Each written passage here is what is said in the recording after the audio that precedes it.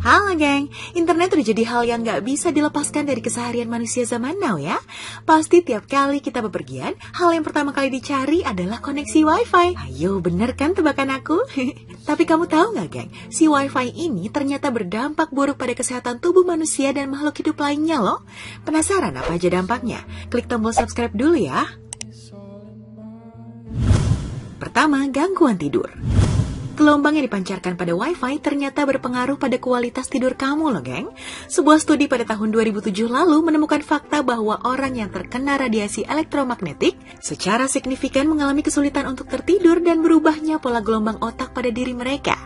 Tentu hal ini bisa menyebabkan masalah yang lebih serius seperti meningkatnya depresi dan darah tinggi. Oleh karena itu, para pakar kesehatan sangat menyarankan agar menjauhkan tubuh dari jaringan Wi-Fi ataupun ponsel ketika kamu tidur. Tapi kayaknya bakalan susah ya, secara kita udah ketergantungan banget sama yang namanya smartphone. Kedua, menurunkan fungsi otak. Ini nih dampak selanjutnya yang disebabkan oleh gelombang Wi-Fi.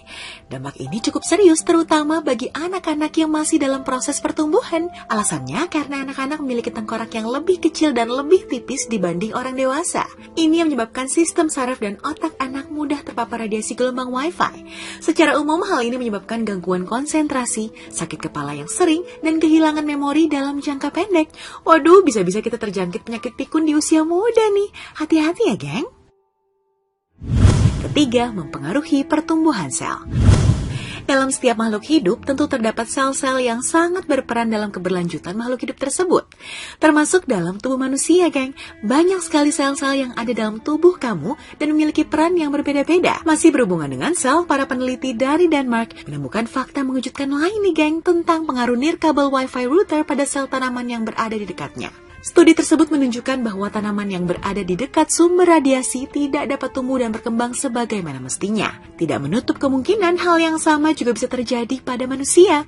Untuk mencegah hal itu terjadi, kamu bisa menonaktifkan router Wi-Fi milikmu ketika tidak digunakan. Keempat, kelelahan kronis. Kondisi ini bisa dikategorikan sebagai sebuah sindrom loh, geng, di mana penderitanya selalu merasa lelah sepanjang waktu.